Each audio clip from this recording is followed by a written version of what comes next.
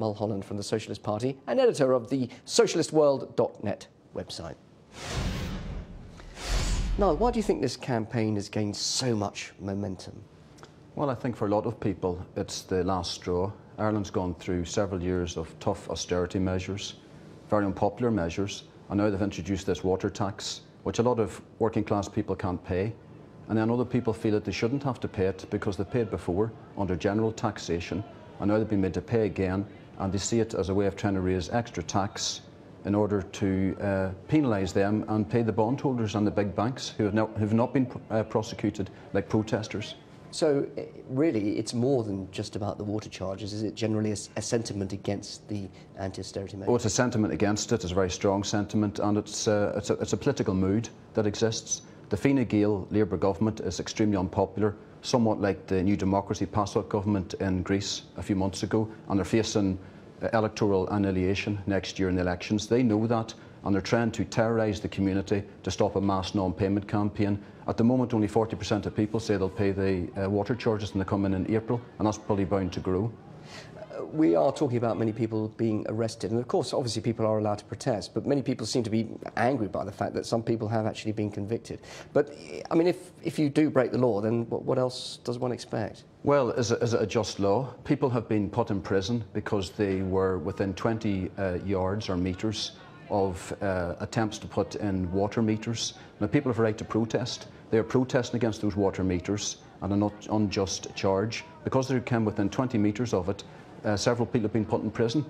Two of them are on hunger strike because they've been moved to a different prison further away from their families. They feel that strongly about it. And on the other hand, we have people like Paul Murphy, who's an Anti-Austerity Alliance TD or MP and a Socialist Party member, who had his house raided at dawn. He was dragged to the local police station, questioned for hours. This happened to other protesters who were 13, 14, 15, young teenagers. And we think this is an attempt by the state to terrorise and to intimidate a community which is saying we're not paying the water charges.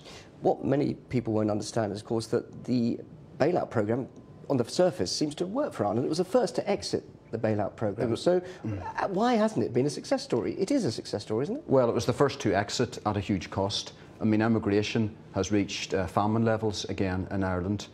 People's living conditions have been massively declining in the last few years. So, you know, it has come out of a very deep recession on a very meagre basis.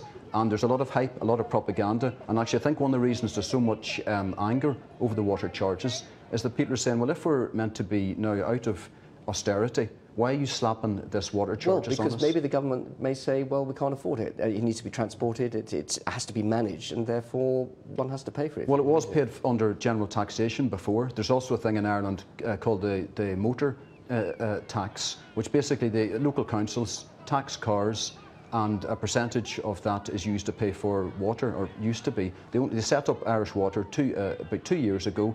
It's clearly a policy to introduce a new unfair tax to basically help bail out the big bondholders and the big bankers who have not been dragged out of their beds at dawn and brought to jail and put on trial. Just very briefly, optimism that this maybe reverse these water charges? Oh, I think it's going to work. It's a successful non-payment campaign. It's going to grow. The government knows that. They're on the ropes. And the same type of thing happened here as well, I think. You know, we're in touch, the Trade Union Socialist Coalition, we're in touch all the time with the Anti-Austerity Alliance in Ireland, and we're all going to fight against the cuts-making parties at the next elections. Niall Mulholland, thank you very much indeed for joining us here in the studio. Thank you.